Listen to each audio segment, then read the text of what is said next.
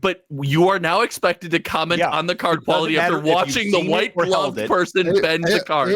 Tell me, how is it? Quality. Yeah. Other than Thank you. Keep going. That's only 30 seconds. You'll get yelled at by somebody co-host if you don't talk about card quality, even though you've never held one. Corner to corner.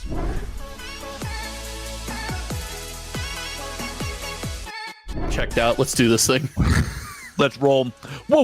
Welcome to MTZWBY with you, America's most favorite MTG podcast. I'm of course joined by the man in green, the Army sniper, Josh. I am in no way associated with the United States military in any facet. Thank you for your service. No. Exit that one. No, I am not. The internet's not coming after me for that one. Things about you that you've just taken. It's like, oh, and he's a proud serviceman. Whoa. I think stolen valor would be a big bad for me. No, thank you. Pass. Nobody possibly thinks you serve. It's like seeing a toddler with an army uniform for Halloween. That's true. I lead. Nobody thinks that guy's stealing any valor. Wow. Okay. Can we keep going with the intro? And I'm, of course, joined by the man who loves his shorts, the shortest man of all, Louis DeGeorge. Oh, my YouTube shorts. I did laundry this week, so I was confused. I do laundry like once every 2 months. Anyway. You can smell them from your house, folks. I had shorts on my mind. And we're joined by the man who forgot the word zoo in the intro today for MTZWBY with you. Welcome. I am tired. Welcome back to the podcast, George. You were basically absent last week, and you were not there the week before. So maybe that's a very calm couple weeks. So I'm spiritually absent this week. So maybe you'll be better this week. What is up, everyone? Welcome back to the channel. Thank you so much for being here. We're so glad that you found your way to listening to us talk about Magic the Gathering. We're going to start off today by talking about Lord of the Rings 2.0, and then we're going to move into talking about Lord of the Rings, the set that comes out in June. And then we're going to talk about Pokemon's 9.7 billion with a B cards printed between March 2022 and March 2023. Is there a bubble machine around here I can find? We're going to talk about Cryptic's poker decks and distro, and we're going to talk about social media sorcery, and then finally we're going to talk about the Flame Tower from MetaZoo. So, fellas, George, how's your week? It's great. I want you to know something, George. If we would have decided these points ahead of time, me and my kid were just playing with bubbles, I would have brought them downstairs so you and I could have had some fun during that section. Kids love bubbles. Kids love them. And they can't do them at all. And they can't do them at all. My 4-year-old basically still can't do bubbles, so yeah, doesn't get much better. This is not a topic we had originally discussed, but I need to know if you guys know the answer to this. Are we going off the rails already? Off the rails. Let's go. Welcome to MTZWBY with you. Off the rails. When did Taylor Swift become enormous? Dude, Taylor Swift is massive. It's disgusting. I saw her live when I was in law school with my wife. And I don't think how are you a Kanye and a Taylor Swift fan? I love everybody. That's the difference between us. I don't have hate in my heart like you do. Or Kanye does. And I don't think she headlined the show. She was I think second billing to Keith Urban. Now she's selling out stadiums across the world. When she was a country music singer. That was after the pop transition. Yeah. It was a big controversy. That's wild. When did she become so massive? She's because in the what did she do? She basically bought her record labels. She bought all the songs. She bought her library. Yeah. She's a very savvy business person. Yes. People like that, man. People respect. Do you think her fandom is related to her wealth? No, I think people like somebody that fights for themselves and Oh, so an empowerment thing. I like that take. That take. I actually think it goes a little bit deeper than that, or shallower, actually. I think it's easy to turn her name into a fan group that sounds good. Swifties. Listen, I'm a Swiftie. I love T-Swizzle. But I'm saying because of the ease, how that flows off the tongue and how it happens so smoothly, that's what made her grow so big. And I don't want any hate. I like me some T-Swizzle, right? She got the beats and the bops, and I'm down with it. This new album could use a little work, if I'm being honest. There's 2 bops, but most of her other albums are pretty good. Okay, let's talk about Lord of the Rings. I'm done talking about Taylor Swift. Gosh. All right, put in the comments section your favorite. All of our new viewers. Put in your comments. Put in the comments below your favorite Taylor Swift memory or song. Okay. I'll start. When I was in high school, on the way to our high school football games, we would go get painted up in my buddy's barn. We would like paint our whole bodies orange and black with like numbers of our friends who were playing. Nightmares. Gotcha.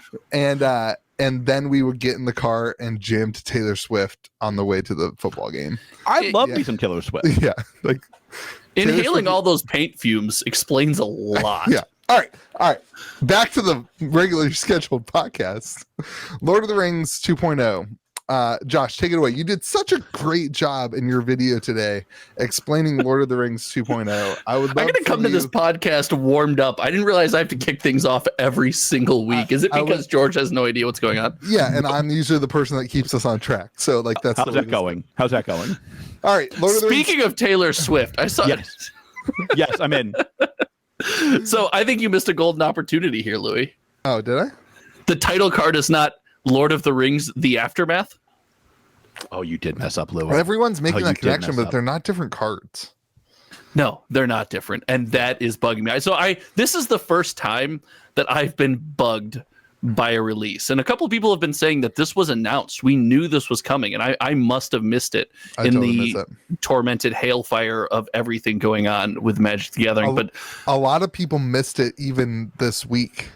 Like there hasn't been like a whole lot of content as of today. We made videos, but there hasn't been a ton of content about this.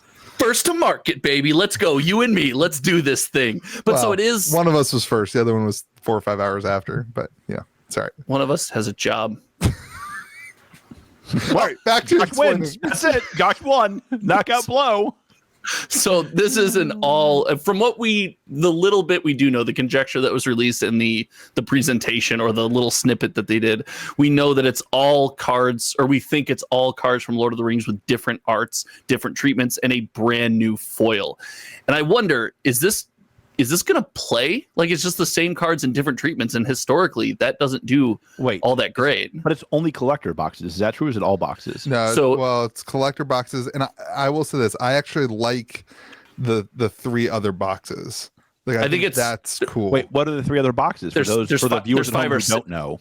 There's 5 or 6 of the other boxes. I only see 3 on my screen, but yeah, they are like I guess they're like bundles. There's 5 or 3 set boxes. They're called scene bundles, George. And what it is, it gives you, just like the bundles right now, give you 4 cards that make that popular Lord of the Rings scene. These bundles are each going to make their own unique scene artwork. So as you put the cards next to each other, they're going to come that. So and then there's also going to come with your standard bundle stuff, your set booster, your box inside, things like that. Do the bundles have collector packs in them or set packs? Or I believe they have set packs in them, and they're only $35 to $39. But they're different arts than the regular ones set packs? Yes. Oh. And it looks like there's also a Jumpstart box on our screen now. Is that true? Or is that yes. So that comes with that, and then the last product is Jumpstart, Lord of the Rings Jumpstart, and it literally says on the bottom, Jumpstart Volume 2. So I guess brand new Jumpstart packs from this product.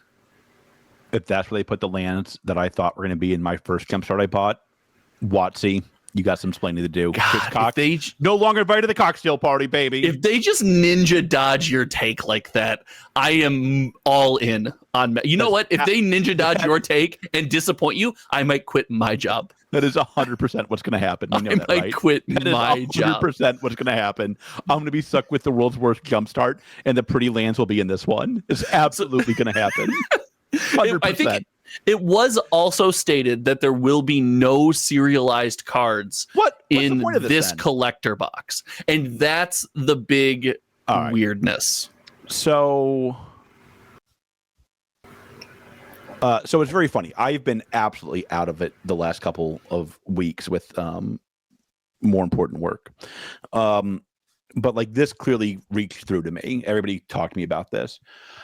And like my take is like this is WotC trying to continue what they've been doing, right? They're trying to figure out, how do I extend a set's life past the initial buzz?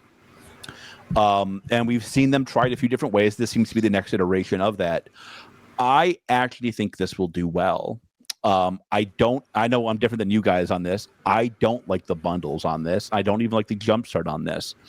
I think this should be a collectors only product. and they should lean into collector boxes being collectors. Like, listen, I got allocated this time.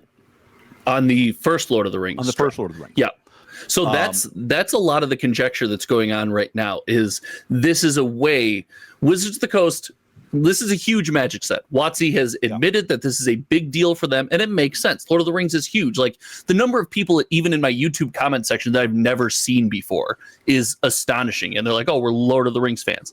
But the theory is this is a way for them to continue printing collector product because they can only print so many of the initial run because of the serialized cards and the pull rates.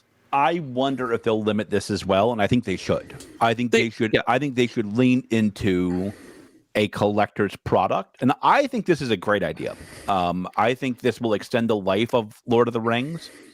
I think this will. I think it'll sell. I mean, like, listen, my demand's off the charts for Lord of the Rings collector boxes, and I don't think the one of one ring is moving boxes like other people do. People want to hit it. It's not like people will be disappointed if they hit it. Right. I think the other serialized rings are what's going to move the first wave of this. I don't. Listen, Louis is on. We have so I had to go. My daughter had this cup in her bed, and it was you would have thought that the world was ending in her room because of this cup that was in her bed. So we listen, like, we have seen every game in history starts with a first edition product and moves to a second edition product. We saw this with Pokemon, and they stopped doing it because the model doesn't work. And I think that's a bad thing. I don't know if that fits here. Well, it's the same thing. No, it's the same cards. Well, like, there's going to be something spicy in this one. So the first line of the Amazon listing is like, secrets abound. We're keeping this one close to the vest for the vast treasures that will be found inside. Yeah. That seems like a lot of. I don't like that. So. Oh my God! They should do a Pirates of the Caribbean set. Here's my the IPs. I'll take IPs that are dead for $100, please. It's like 3 of the top 10 grossest movies, I think. Yeah. You've got to be the worst podcaster I've ever heard of. But you have heard of me. Bingo. Like, I think that this would have been different had they not announced it now. If Lord of the Rings boxes were $500 and we are in the end of July and nobody's pulled the one of one ring yet, and Lord of the Rings boxes are $500 and then they announce this, I think that this is a great product. But announcing this the week before pre-release, same price, and it's exact same. Well, we don't know prices yet from distro. So Amazon has this listed at $355, and the current Lord of the Rings box is listed at $355 as well on TCG Player. So it undercuts the market in terms of now. And like, I'm not saying that I want the collector boxes to go to the moon, but I do want the collector boxes to sell through. Like, the sell through rate of these has been fantastic on TCG Player, and everybody likes that. That's a win for the entire community. Yes. And you throw these out and it slows down the sell through rate, and now we'll see how it affects it. That's the question, is how does it actually affect it? I tend to think the bigger impact of this is in 3 months, when singles prices are already hammered and then pre-orders really start kicking off with this. I think this is going to deteriorate the value of basically every card in the set.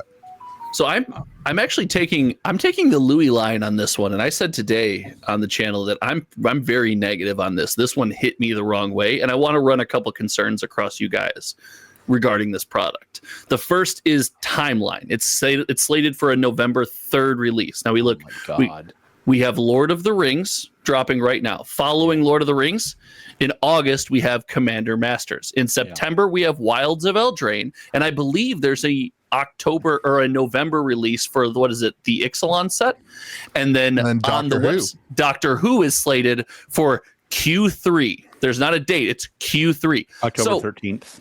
So this is like dropping in the middle of all of the craziness. That's weird. And we don't, like you said, George, we don't revisit products well. That's something they're trying to get us to do. I agree with that take, but we don't generally take to that as a community. This feels doomed without knowing much more about it. The collector boxes are unnecessary. They could have just done the second product that is the limited edition, like it's an art set. That type of product would have been Those really, come really with good. collector boosters or theme boosters or set boosters? 16 cards. I believe it says 3 set boosters and 6 art cards with a display easel. That seems like a really cool product. Like a really, really good cool product. And like I just feel like the collector box is it's greedy. It's doubling down on the collector product. And I mean, listen, I think this will sell well if the foiling looks cool. Like imagine the Lord of the Rings card with like Surge foiling. But like Halo, how many special new foilings can you do before they're not that cool? Oh, stop. Everybody loves foils. I don't know, man. Except for one game's fans. Except for one game's fans who hate foils. Every other game's fans love foiling. I argue gilded foils were incredible. Halo foils were amazing, but those foils are not selling products. I mean, heck, Aftermath had Halo foils and people didn't take to it, right? So I don't know if it's enough. I agree with you. The foiling will probably be insane. It'll probably be very cool. I'll enjoy it, but that doesn't generally sell products in this day and age. Yeah, most people... I mean, the average Magic player looks for the cheapest card. Like that's the average Magic player. I think the collector is gonna see this and I think be taken aback by the amount of different versions and variants that are included in this. Now, let me say one positive thing. Oh my God! At first, I timestamp this, everybody. I think that there could be some really cool original like artwork from the Lord of the Rings artists and that kind of stuff in this that could be really. So help me Christ. I think here's how I see this going. Collector boxes from the first wave, the first Lord of the Rings collector boxes will do really well, and the serialized cards will do really well. When this comes out, I think some of the singles in this will do really well. I think the original art's going to be... There's some artists that a bunch of Lord of the Rings fans love, and like those will do really well, but that will absolutely murder the price of the first collector box. Like I think, listen, you can paint a scenario here where the 1/1 ring gets pulled, right? Early, and then these come out and tank the price of the singles from Lord of the Rings set. And what are you left with those collector boxes? You're left with basically nothing of a value. Serialized version of the most popular card in Magic the Gathering. Soul Ring? Yeah. Okay. So here's the hotness, and you missed it. A lot of people are cutting Soul Ring from Commander right now. I don't want to get into that, but a lot of people are cutting Soul Ring from their Commander decks right now. So okay, well, anyway, sorry, Game Grove's got a weird meta that we're not going to discuss on the podcast. I guess. Sorry, Gamer Grove. It's got a weird meta that we're not going to discuss on the podcast. You were so close. I don't know how you didn't land on this. By the way, it's a great store. I'll send it to you later, Josh. I don't know how you didn't land on this. You've said it before, and this is what they're doing here. They're doing an artist signature series with actual artist signatures in this product. Is that 100%? No. Oh, so it's not 100%. That's 100% what guaranteed by Josh. 100% what they're doing. That's guaranteed what they're doing here. Okay, not guaranteed. But like much more importantly, wow, we're really on this one. I like it. I'm allowed to say that I am guaranteeing it. The Josh guarantee it. If it doesn't happen, you can have your money back from Josh. Yeah, all the $50 I earned from YouTube or whatever it is we talked about last week. I think it'd be awesome. I mean, like I've said this before, like they're becoming more like sports. That transition will finalize at some point. They'll just become sports cards. There's no excuse for collector boxes not to mimic high-end sports. There's no excuse for it. So today, George, on my video, which you probably didn't watch, I said that they're gonna put just to give game-born jerseys, you're gonna have Frodo's garment from the movie that's cut up in a card. There's no reason not to have that, not to have a cell from one of the original cartoons. Yep. They can have the actors sign stuff. There's a ton of that's a good one. Of course, that's all my maybe not artist signature. I'm going with signed pieces. And like here's the part that here's the most important part that I hope Magic learns that should not be exclusive to Lord of the Rings sets. Those kinds of high-end, valuable cards should be in every set and every collector box. 100%. Wilds of Eldraine drops. Send us over some cards. May the Zoo be with you. We'll sign them. We'll include them in collector boxes. I mean this. Like, imagine they sent cards to Rudy to sign. Okay. People they don't work with Rudy. They don't like Rudy. Bullshit. But like they like I got a bridge I want to sell you. I mean, have Rudy sign cards. Not my favorite guy, but have the professor sign cards. Wait, which one's not your favorite guy? Clear that up. The professor. Yeah. Okay, good. Why? I thought you were going to say Rudy. I was going to defend Rudy on this podcast as his tradition. Have the Magic Historian sign cards. Love the Magic Historian. I'm sure that's not happening. Yeah, that's going to go well. That's actual problems. That's not Rudy fake ones. I mean, I would love those cards. Does he even know how to sign his name? Boom, roasted! I got your back, baby!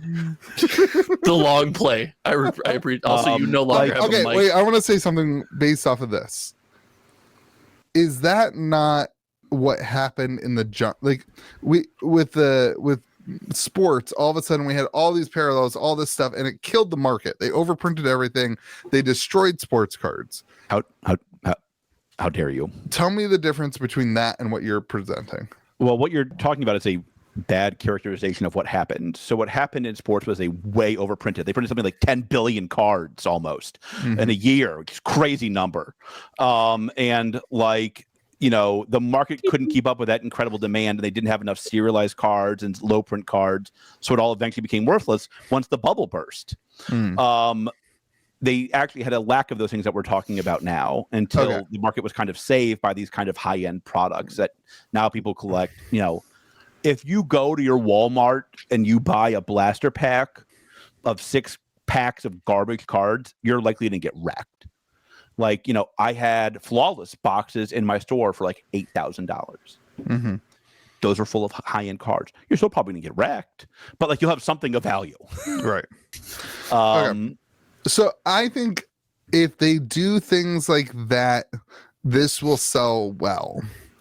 Sure. I still think it will be bad for the original collector box, and that stores should go ahead and not hold on to original collector boxes as a result. I will say this. If you're holding on to these boxes, come on, man. I have a wait list of people who want these boxes. You should not be holding on to many of them. Well, also, there could be something else at play here, too, right? This could be a product that's not exactly for us. This is going to speak probably more volumes to the Lord of the Rings community if it truly panders to that old school art and that Lord of the Rings tradition. It's a collector product that panders more to them than it does to people who play Magic, and that's okay. I would love to see the statistic. I know there's zero chance at ever getting statistics on this. Yeah, but to see the statistics on how many non-Magic the Gathering fans actually come through and buy a $400 pack box of cards. I was on your team. I was on your team until one fateful day. Warhammer release day. Yeah, but that's different. Warhammer. That's not that different. I had $70 commander deck that you can just pick up and play, and it's easy. The collector decks, though, I had $70. Warhammer people lined up, and I called that one dead wrong. I did not think that was going to happen. I had to eat a little bit of ice cold chicken finger, but I was wrong. The Warhammer people lined up. I think Lord of the Rings people will be hungry for this. Lord of the Rings people are wild.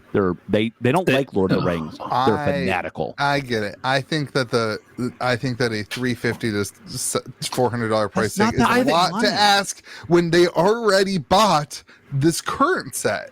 That's what's going to be frustrating. For them, it's not back to back though. Remember, right. For them, it's 4 months down the line. Yeah, but it's the same.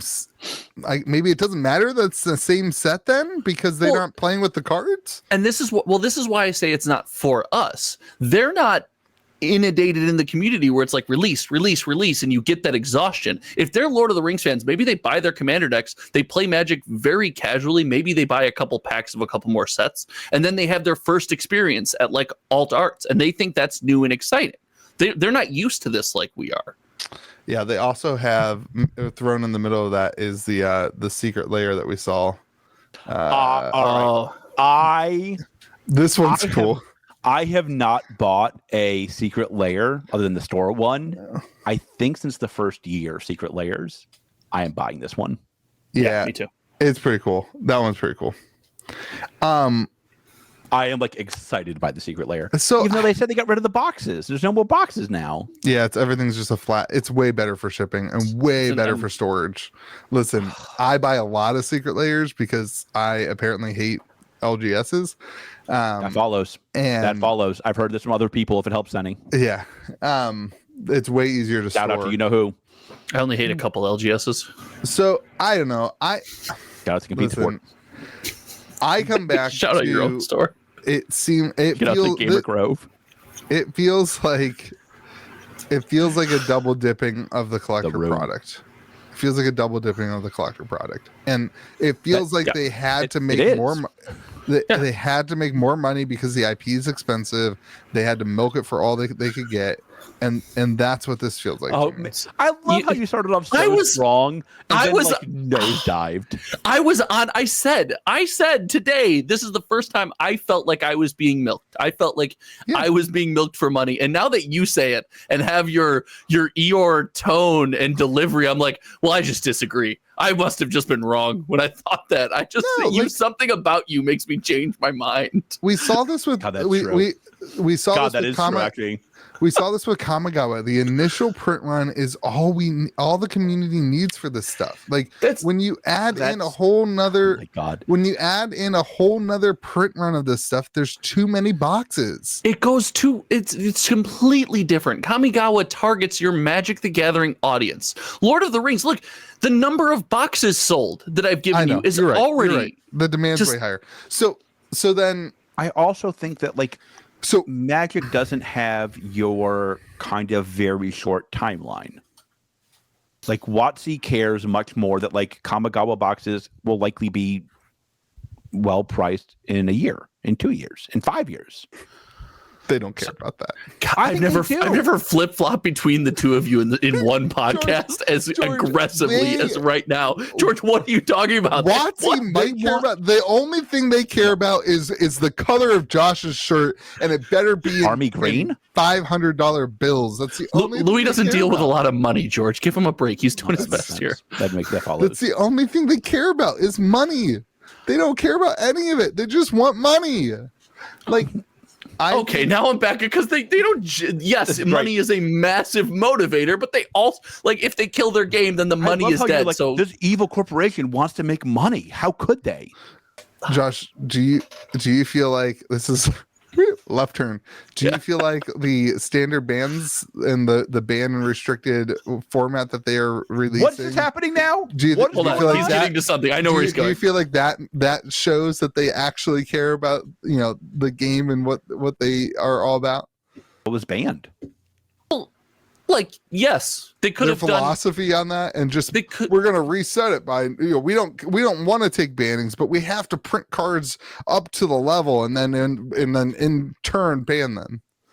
That's what you want. Yeah, they want to create an exciting play environment with new mechanics and new cards, but then sometimes things slip through testing. Oh, I'm sorry. Find a TCG that we've covered where it hasn't. And frankly, Magic does an amazing job considering how many cards they print a year. I think it's something like 9.8 billion. They're that evil. They print that many cards every year, and some of the cards manage not to get banned. It's wild. So that's such a reach. I think I said this to you guys. Somebody tweeted out a picture of they collected every Magic the Gathering card ever made. Every single Magic card ever made, and it's 2 pictures, right? And the comment section, there's 5 of these comments. The comments, there's 2 pictures, every Magic card ever made. The comment that I love, the comments, there's 5 of them, said, "Oh, the one on the right's just the cards that were printed this year, right?" I've seen the one where they collected every booster pack. It's every card. Every card? Every single card. Listen, as someone who spends a lot of unnecessary time on trading card games, I think I retweeted it. Hold on. Get a life. Stop doing that. You have a tweeter? I do have a tweeter. I'm on Twitter way too much for me. Look at this. It's insane. Oh my god! So it's every single card. Oh my god! And then this is the second picture, and somebody was like, "Oh, are these just the cards that were printed this year?" Look at where that starts. That's M21 in the top left. That's M21. Well, that's not fair. There's unhinged down here. Oh, okay. Yeah, I don't. But I mean, yeah. Oh, maybe is it alphabetical? I don't know if it's. I don't know. But it's crazy. He has to get the 101 now. He has to get the 101 or the collection's not complete. Shout out to Jeremy, Missouri MTG. All right. I want you to know if the card is not open at a store I know, I hope you open the 101. I'm rooting for you, Jeremy. I actually want Jeremy. If I don't open it, I want Jeremy to get it. Yeah, I thought that was pretty cool. Also, that just sounds like a chore. Yeah, that does not sound enjoyable. That does not sound enjoyable. It's every comment section was asking, like, it's every promo, it's every judge promo. Oh it's my god! Every variant. What's that collection worth? Somebody was like 150,000 to 600,000. No, I was like, are you effing kidding me? What are you? He's got there's an Alpha Lotus in there. Yeah, like, it's got to be what? 10 million? People. Oh, I don't know about 10 million. I think they're. I'll bet it's worth more than that. I think 10 million. I think there's a price. There's a price that the cards are worth, and then there's the work. There's a whole nother price that's like, if you can in one swoop buy the entire Magic the Gathering library, you're gonna pay a premium for that, right? Like, but little did you know, you just bought a chore. I mean, it's impossible to evaluate without knowing the condition of the cards. Sure, but I mean, I'm assuming it's indecent. I'm assuming he didn't collect garbage. Yeah, but like again, if you have the means. It's time for tangent number 2 of MTZWBY with you. My wife bought me a smoker for Father's Day, and it's been fun. It's been When's great. Father's Day? It's way too early, but it was a deal on Facebook Marketplace. So my wife asked me what I wanted, and I told her nothing. I told her the same thing, but we won't get into that on the podcast in case she sees this. Whenever my wife asks me what I want, I tell her a PSA 9 first edition base set Blastoise. That's what I tell her. There's anyway, zero and what I tried to explain is to a couple friends of mine, and I'm only willing to say this, I know she doesn't watch the podcast, is you kind of just bought me a chore. Like, this is a lot of work. I've got 3 racks of ribs going right now. Oh, this is a mistake. But it's a lot. It's a lot of work to do. And like, if you buy this collection, let's say you spend $10 million on this. Well, the next set comes out. You got to keep going. You can't let it die now. If you can't let it die. You got to go. You're not doing the work. I can assure you. You got a collection jockey. Yeah. Listen, oh my God, that's how Louis making his money. Whose collection jockey are you? This makes sense now. It's not that hard to like buy the new cards. It's hard to get the old ones. You just said that you can't even sell the cards because there's so many variants. Yeah, but if you have the money, you can go to TCG Player and add all the cards to your thing and hit ship now. Until you miss one. It's like, I think it's also like judge promos, the regular promos. That's the hard stuff. That's the hard stuff. Yeah, that's the hard stuff. I'm collecting the entire Players Reward series. It's a lot of work. Yeah. What is that? Oh, don't worry about it. We've literally talked about it on the podcast. Right? I don't listen to your videos or on the podcast. That should be apparent by now. All right, last takes on this. I stopped listening after those. I'll be honest with you. Oh, we're having fun. We're having fun talking about Lord of the Rings. Let's get our last takes. I want to get to sorcery. No, we got to talk about the first Lord of the Rings still. Let's talk. This is the dumbest. We've had some dumb ideas for the podcast. Lord of the Rings 2 and then 1 is up there. This is the hot. No, it's not. This is the hot button story of the week. Give me your valuation of the boxes in July if the ring is pulled already. First edition, first wave box. Now knowing this, how does this affect it? I don't think it matters. Doesn't matter at all. I don't think people buying this product are looking 4 months out into the future. Magic players have been trained to engage in the here and now, and Lord of the Rings people don't know any better. Okay. I agree. I think the average Magic player doesn't even know about this. Never mind. I disagree. I'm out. I think I legitimately tanked. I legitimately think the average Magic the Gathering player won't even know that this product exists for another. I will say it was the news. It reached through to me this week, and that was hard to do this week. I can tell they don't know it exists now, but you look at how heavy Lord of the Rings is being pumped right now. This is going to be, as soon as Lord of the Rings releases, this is the next big pump. Well, Commander Master. Commander God, the timing of this is so Eldraine weird. Doctor Who. Well, there's a lot more. Eldraine won't get pumped. There's a lot Eldraine more won't stuff get for Rudy to pump. There's a lot more stuff for Rudy to pump than this. Hey, I got your back, Rudy. How dare you, Rudy Louis? does not. I was in the middle of getting his back, man. You bogarted me. You bogarted my back, kitten. I'm pumping Rudy too. Weird. Okay. Weird. All right. Let's talk about the first Lord of the Rings. God. If you were to tell me last week that we would be talking about 2 different Lord of the Rings collector boxes, I would have called you a liar. That's what I would have done. I want to talk about the box toppers first. Yeah. They announced Cavern of Souls in Ensnaring Bridge, which is great. But Did they really? Cavern of Souls as one of the, is it 30?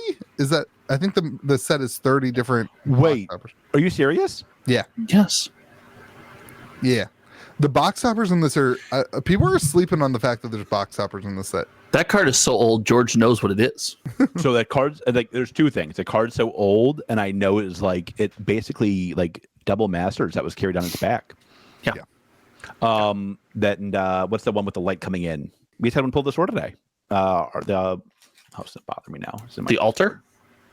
No, I don't know what he's talking about. I don't know what he's talking about either. How do you get a Passage? box topper for this set? How do you get the box topper for this set? There's a foil box topper in every collector box. Oh my god! I believe. And Those then boxes are going to the moon. Can you also pull them Mana in crypt. packs, Josh? I don't know if they're. I think that this is a subset in the non-foil slot. I believe. Kind of like the Zendikar Rising, the reverse Zendikar Rising. Yeah. What about the set boosters and draft boosters? Is the box topper foil? No, I don't think so. I don't think that there's one for. There should be one in draft. There better be one in the draft boosters. Draft boosters allocated like crazy. Were they really? Really? They were really. I got like a quarter of the draft boosters that I normally get from release. Wow, that's wild. I cut 3. I really think draft is going to be awesome in here. And this is, I missed my take. I missed it. Go back. Louis will edit. Don't worry. Louis will edit. That's He loves fine. editing. I'm saying it anyway. We're going to fix the re-release of Lord of the Rings in November. Make it. These are the. No. Well, Wait, it's not draftable? No, the second Lord of the Rings release is not. It's only collector product in the bundle. It's the same cards. It's the same set. And I learned from Louis, anything in packs can be drafted if you want it bad enough. Jumpstart 2, though. We didn't even talk about Jumpstart 2. George. We did while you were When gone. you were out, I'm guessing. Wizards is going to Kamehameha George on that one, and we're all going to celebrate. It's going to be great. Absolutely going to happen. I could not believe they did that to me. Awesome. It's going to be amazing. Remember, I was buying the stupid Jumpstart boxes because I was like, oh, they're going to put awesome lands in Jumpstart. That's absolutely only going to be in Jumpstart 2. Electric Boogaloo. Absolutely. Guaranteed. Did you get allocated hard on Jumpstart 1? No. I got it all. I didn't got it all. I didn't know any.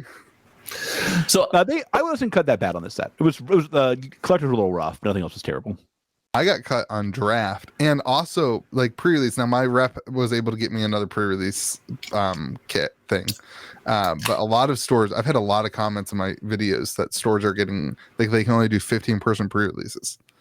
It's crazy. I will say, like, they wouldn't let you order extra pre-releases, and like I will say, like, as somebody who I think is known for like defending WotC, that's a little strange to me. Yeah, of all the things to like short print, give them why pre-release kits? Like, what am I missing? Give them pre-release kits. Yeah, like what the hell? Like, guess like it's not that hard. Like, dumb. I don't understand why pre-release kits are frankly ever allocated. Yeah, pre-release kit, especially for a set like this that's meant to go so wide and get so many eyes on the set. You know, pre-release is one of the best times in Magic. These things should be printed to the moon. I would absolutely love, and I don't think you can even legally do it anymore, right? Not like legally, but Wizards of the Coast legally to do a midnight. Pinkertons. Get them. I would love to do a midnight release, a Friday night at 7 p.m. Midnight releases were cool. And why can't you do those anymore? Because isn't the earliest you can do pre-release like 4 p.m. on Friday local time, something like that? Is that true? I think so. Yeah, they like updated the rules. Midnight pre-release. I do miss midnight pre-releases. Oh, and we went to releases going back to back to back. Like you get done with one, you just be at the same store, do the next one. Yes. I'm a sucker for any midnight release type thing. And even as like an adult 100%. now with 2 kids and like the amount that it F's up my sleep schedule and my life and like my wife and my kids, I would I'd be so in on it. I would be the only, even if I was the only person in the store, I'd be like, yeah, let's play some Magic, baby. Let's go. God, you can go to gamergrove.gg and see that yourself. Don't play with them. Just watch it. And it's not even just Magic. It's anything. If you have a midnight release for anything, I am there. All right, Genesis, I have a plan for you. I got your back. I think I stood outside for the Wrath of the Lich King midnight pre-release outside of a GameStop to buy the box. Halo 3. I remember Halo was great. Got off school at like 4:00, went straight to GameStop. Went straight to GameStop and like sat out there, and there was a line down the street already, and got my thing. Oh my gosh, I remember that day vividly. Yeah, missing out on midnight releases is rough. Okay, back to box toppers though. I'm saving my take. You have to go follow me at Hometown TCG to get it. I think box hoppers on the set are gonna be a. What are their good box hoppers? Cavern of Souls. What else you got? But not Boseiju. What's the Shadows? The Great Henge. Yamvaya. No, there's Great Henge. Great Henge. Yep. Yeah. There's the Yamvaya. There's it's the Tomb of Urborg for forests or whatever that is. They got that. Yeah. I think Bajuka Bog. Is it Bajuka Bog one? I don't know if that's one or not, but I don't remember. There's some blackland that would that's be a wild. great one though. I mean, like frankly, that's a great. It probably won't have much value, but it's a great card to. No, and they're all really playable cards that we've seen too. Shadow Spear is in there. This is this set. Take away that it's getting reprinted in a more flashy variant later. This set and all of its combination of things is almost like perfect. Like it's serialized cards, a 1/1, box toppers. Serialized cards are perfect. You're right. A hot IP, soul rings. Like there's a lot of good stuff in this. Maybe there's enough that the second print doesn't matter, and these are $500. No, bingo. I think the last I saw on the internet from popular creator who will remain nameless is $2,000. So yeah. Wait, what? Really? I mean, no. He started out with to 1K and then it's 2K. I mean, who is it? Who do you think? Rudy. Is it Rudy? Yeah, he watches the podcast and then he steals our 1K. I love that the 2-1K has just been savagely stolen from me. Yeah.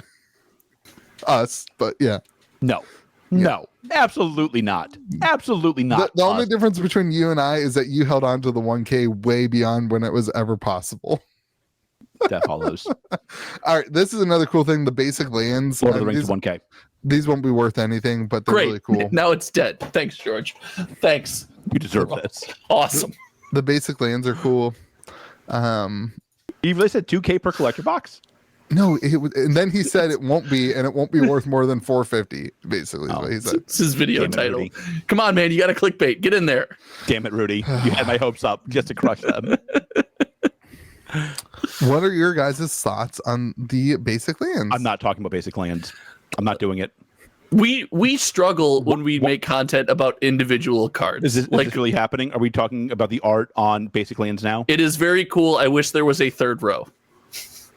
Why? I don't know. Just to give an interesting take, because you're asking me about basic lands. That's an interesting take. All right, fine. It's more interesting than nothing. No, you're wrong. It's all right, let's not talk about basic lands. I'm on Louis' side. Let's talk about individual cards. George, what are your thoughts on Aragorn? Looks like a great card. I think it'll be really heavily played in Commander, and it is going to tear up the format of Legacy. Okay, so now, George, what are your thoughts on Gimli? So I think it's going to be a little bit weaker than the first one, than Aragon. I think it's also called oregano. I think it's a spice. I think oregano is going to do a little bit better in Commander. I think the Gimli is going to do a little bit better in Modern. That's just my gut. Wow. Am I right? No.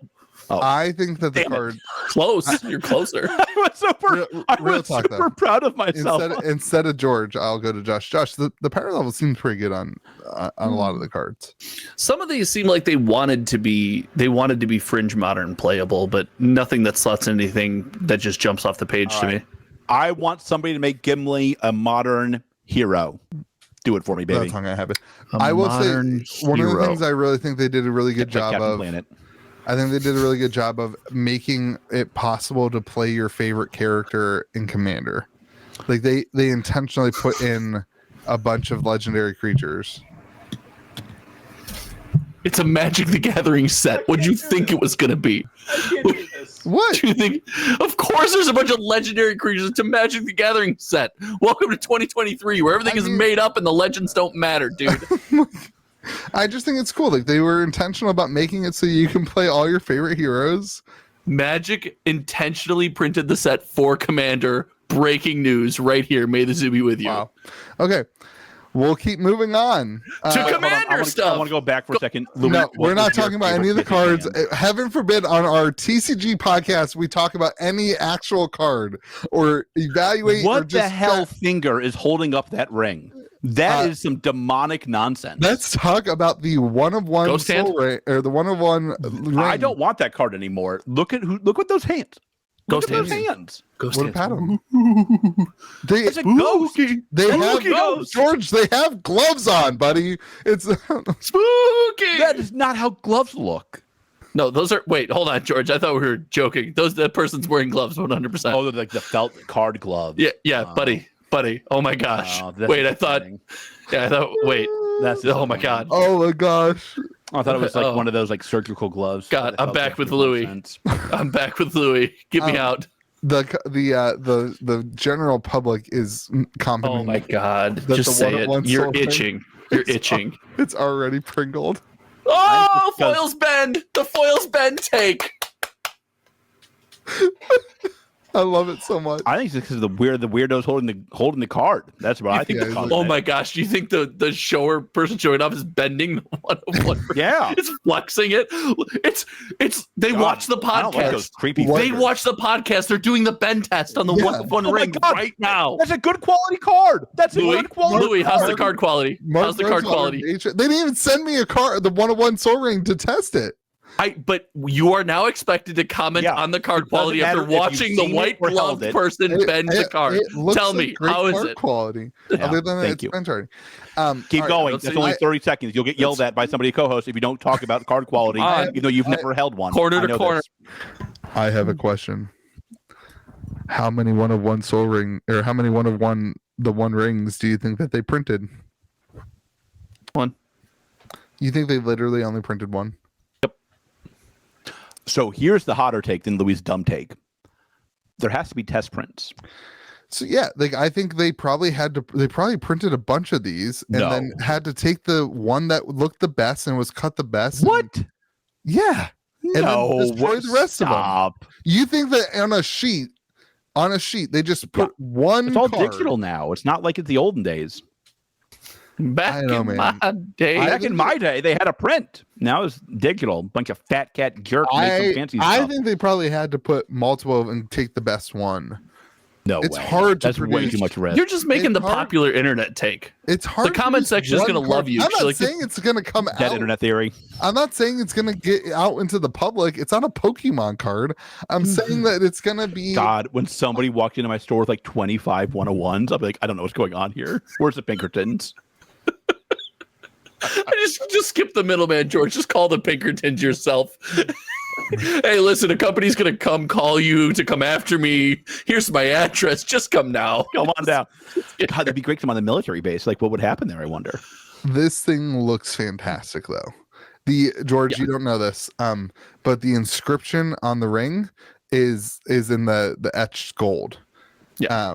So the whole very- whole card is super cool. It's very clean looking. I was I just cannot already get over the creepy fingers. I'll be honest with you guys.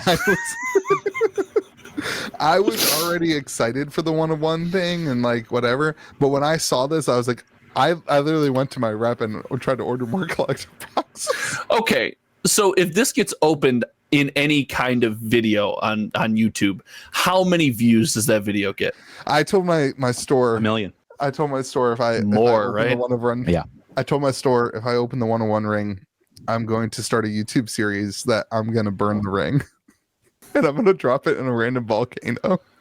It's going to be a YouTube series where people can follow me along as I venture to a This volcano. is why your store fails.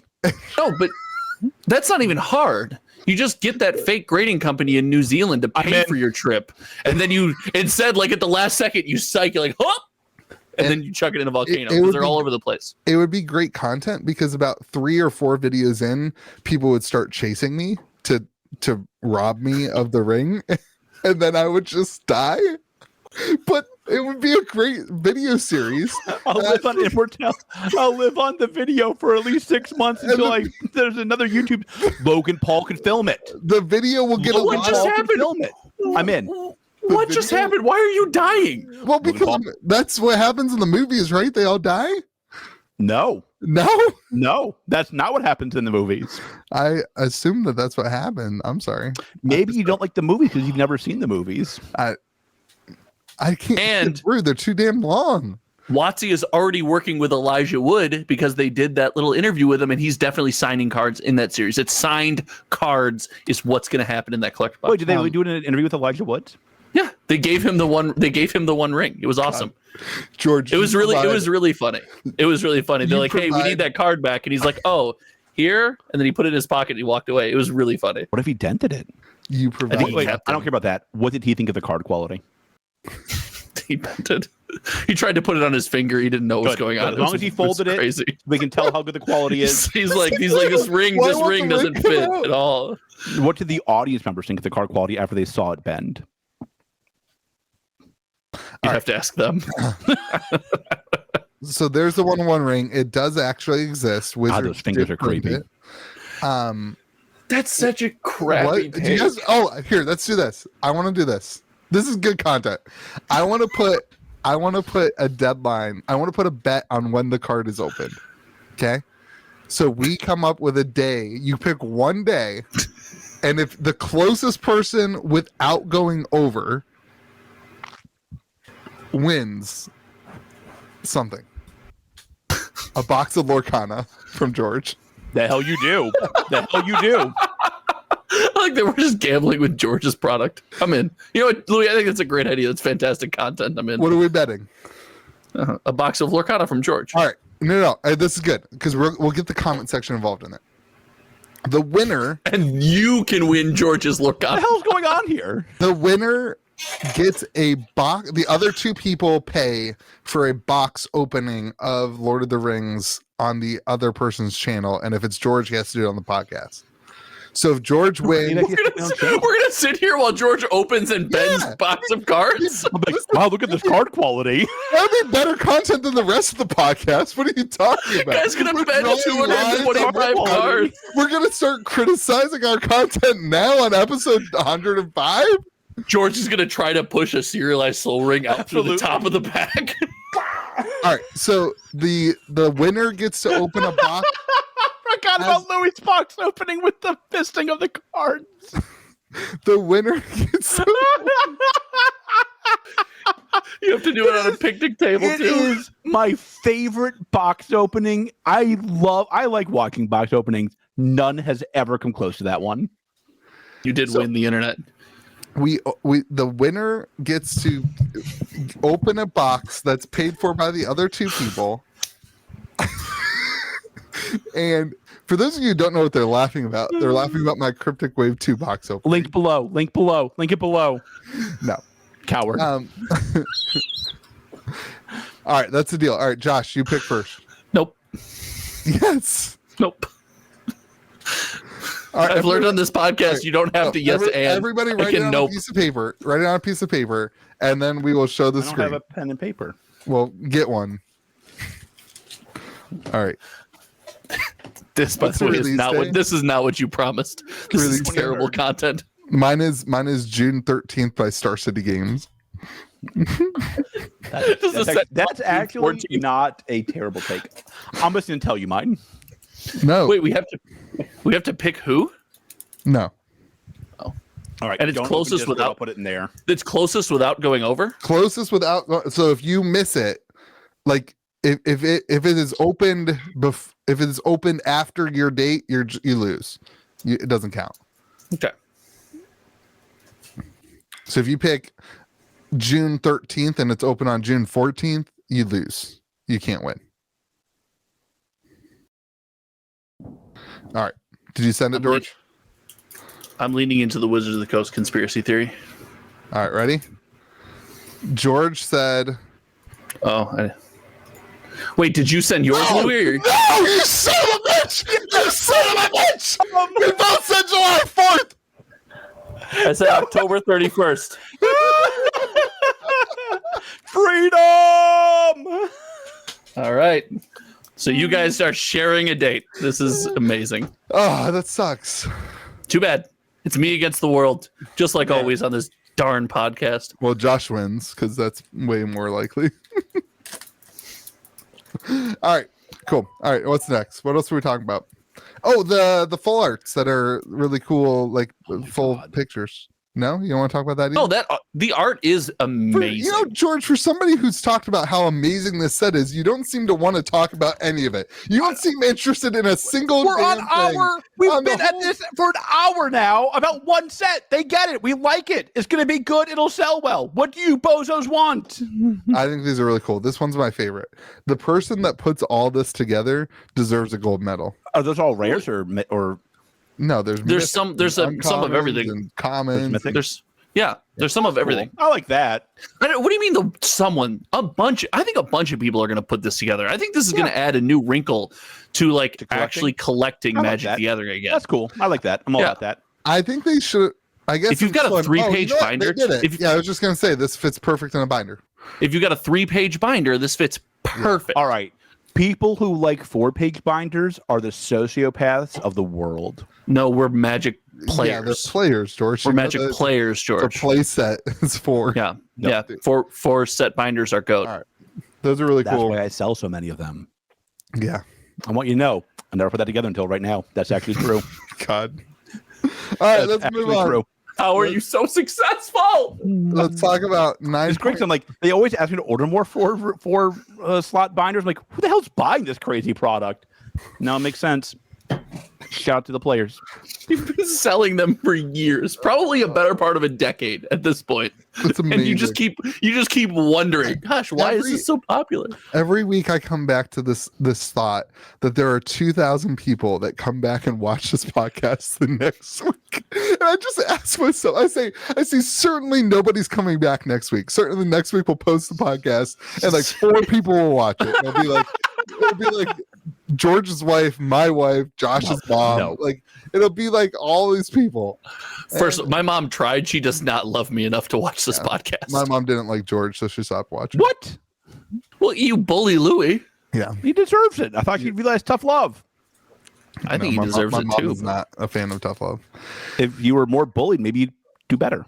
All right, Pokemon, 9.7 billion cards printed between March of 2022 and March of 2023.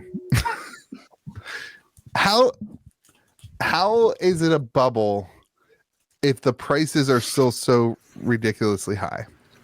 So, like, for those of you who don't know. All right, Louis, if that's not the intro, I want off the podcast.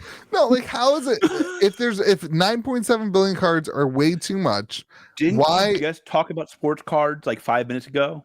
Yeah, but the prices are moving up, and they have been for 10 months. Cards have been going up for Pokemon. Oh snap! 10 months, and that's not true. Yes, but also, it is. 10 months is not very long. Like listen. All right. We did the math. Well, how many boxes does that equate to? I know that there's decks. I know there's things like that. How many boxes? Whoa, you guys did math without me? We did math without I would have made you a spreadsheet. Remember, George, I had to take my calculator, and there wasn't enough zeros to get to the 9.7 billion. I had to turn my calculator like that, and 9.7 billion. There's 10 cards per pack, and then there's 36 packs per box. Yeah. So just boxes, that would be 27 million boxes. Welcome to MTZWBY with you. We have to show our math so we don't get banned by Pokemon. I'm in. I can't get banned by Pokemon. Pokemon I can. Bring it on. My biggest seller in the store. Is that true? More than Magic? 100%. Yes. 100%. Yes. I could close my store.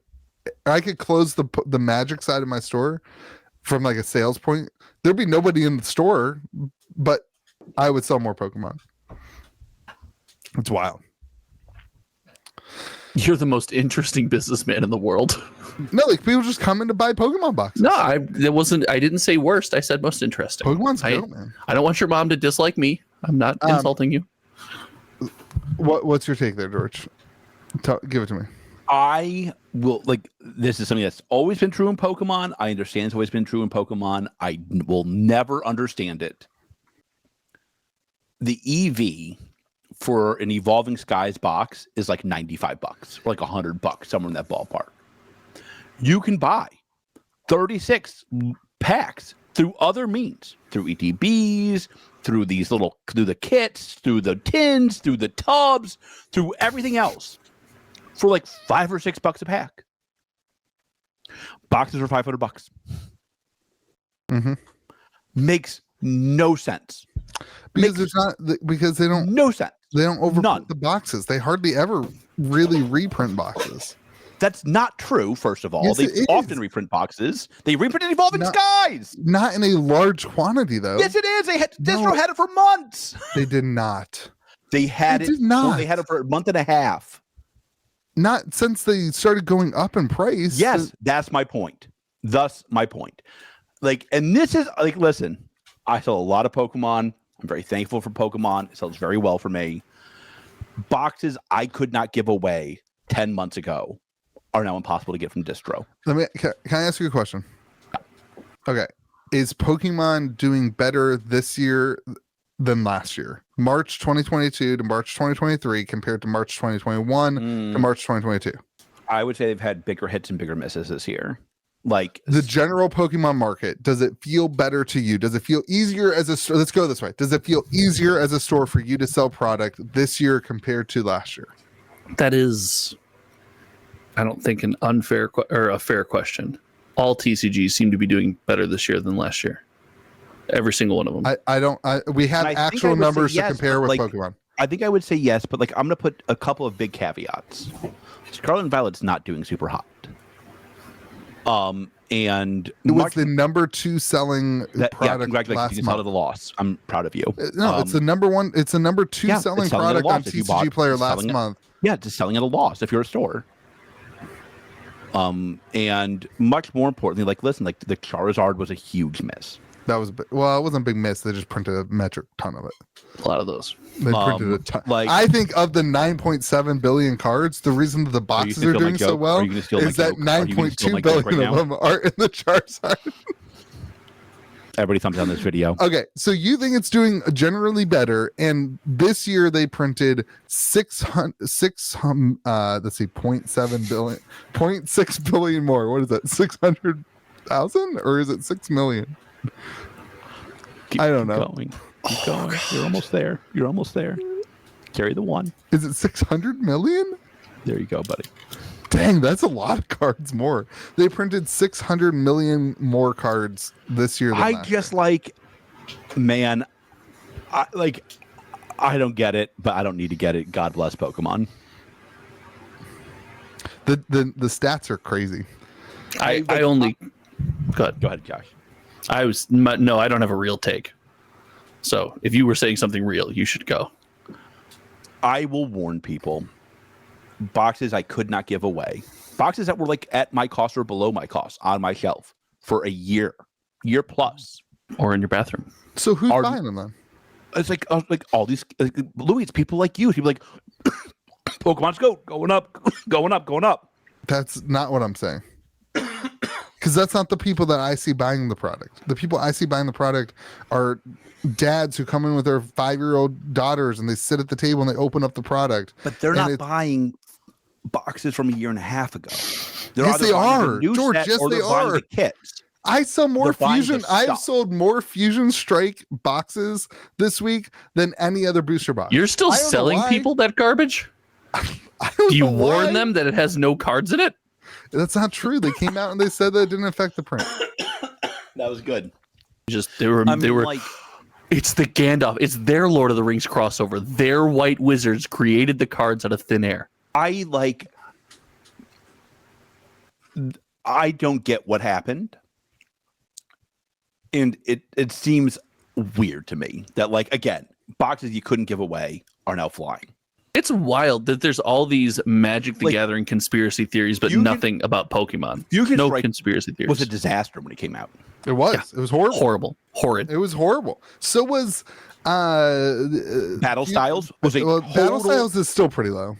Battle styles, but Louis, like, are you kidding me? I would have given both my arms for this price. I mean, like, I had that on my shelf, I believe, for $75 at one point. If you gave both your arms, how would you hold your microphone? That's a good point. We were both saying the same thing about Brilliant Stars. Remember, we came back from Orlando, and Brilliant Stars was pumping like crazy when we were in Orlando. And we came back, and like 2 weeks later, we were both like, "What the heck happened? Brilliant Stars is tanking." Now Brilliant Stars is $170. And so that doesn't concern you that like these boxes that were like that you couldn't give away are now going absolutely to the moon? No, because I don't see these going to the moon. $170 a box is barely above MSRP. Like MSRP, is it true? MSRP for that box is $143.97. So it's like 30% more than, I think 20% more than MSRP. Yeah, for a year and a half old. It's also like a box. Like, nobody charges MSRP for Pokemon except for Pokemon Center. Right, but like my point is, and now new MSRP is 167. Like that's not, things aren't going crazy. I think things are just, I feel like Pokemon, of all the TCGs that we've ever covered, knows their market best and hones in the print runs best, other than Charizard UPCs. What? Other than Charizard UPCs. What are you talking about? What are you on? Are you kidding me right now? Nothing is Battle styles zero. Wildly overprinted. Okay, Battle styles wildly no, it's overprinted. not. How can you say Fusion Strike is wildly overprinted when Fusion Strike is above MSRP a year and a half out? How can you say Fusion Strike is overprinted? Give it away for a year and a half. You couldn't give it away for a year. For 1 year, nobody could move a box. Why does that matter now in this light? Point, like, all that means is that when you say that Scarlet and Violet is at 0, it just means that in 6 months or a year it's going to be pumping, and then you're going to say that it was underprinted, or what? What are you going to say then? It depends if the bubble hits it. That's kind of my point. What bubble? People have been saying Pokemon's a bubble since I was 7 years old. Oh my god! What? Yes. No. Yes. Yes. It's a fad. It's going to die, Louis. We don't need to buy Pokemon cards. Quote, my mom. This has turned into a therapy session very quickly. I just want you to love anything else we talk about on this podcast as much as you love Pokemon. You vehemently defend anything Pokemon what am I defending? To the death. Just your presentation, the way you're presenting anything, the offense you take when somebody has an opposing view. Most of it you just let slide. When it's a Pokemon take, dude, you are But how aggressive. can you say that it's overprinted? Mm-hmm. How can you say it's overprinted when the market, in every single aspect of the market, other than Charizard UPCs, and kind of other than battle styles, but battle styles aren't $75 a box right now. They're like what, 120, 125 or something like that. Like, how can you say that 9.7 billion cards is too many when the entire market is moving upwards and it all seems like it's not enough? Japan, it can literally not get enough Pokemon cards. I get it, because I have seen this movie before, and like, spoiler alert, I think more of us will see this movie again in the future too. When have you seen this movie? What was the Pokemon boxes during COVID, Louis, were jarring. Mm-hmm. Were jarring. They came back down, like everything else did. I also I think it's a little wild to say Pokemon boxes can only go one direction. I'm not saying that. But just to I'm answer saying your... that the number of cards is not too high. I'm saying that 9.7 billion cards is not too much. But okay, saying that let's the get demand into them. justifies How come the everything amount of but boxes is not moving? Right? Like, other things are not moving. Like, you've picked one thing out of the 10 billion things of Pokemon prints. You have focused on one. You haven't brought up ETBs. You haven't brought up the 10 million half plastic, half card things they print a year. You haven't brought up decks. You haven't brought up anything other than boxes. Okay, decks don't sell. Why do we not think they overprinted because of one of their 10,000 products that they print a year? It's not one of their products. It is the main product. It's not the main product. Set. It's not the main product. Yes, it's the only What's product you can't buy at Walmart, Target, Amazon, etc. Direct. So it's not their main product. Because they value their local. They value their stores. LGS. So it's not their main product. Like their main product is ETBs. That's their main product. I don't. The most so like at the end of the day, you're picking one product and saying they didn't overprint based on the price of the last 6 months of price action of one product. Okay, what Louis, that's crazy talk. What ETBs are for on fire sale? Give me an ETB that's on fire sale. I have no clue. Okay, well, let's see. Brilliant Stars. Silver Tempest is below MSRP. What's Silver Tempest? $40. That is literally MSRP. The MSRP is $40. So you're wrong. It's $9. It's $39. I'm technically right. Thank you very much. The best kind of correct. Yeah, I'm right.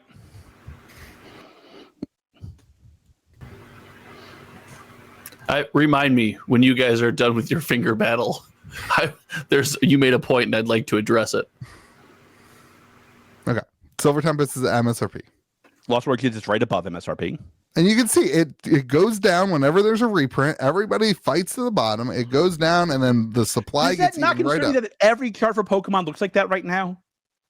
No, every because this is a resupply. This is what every chart looks like that. Every right TCG that gets a resupply looks like this. Every Pokemon chart looks like that right now. Every one. Every one of these is a resupply. It's a resupply. They're reprinting, and the market is accepting the product. The market tanked. It didn't accept it.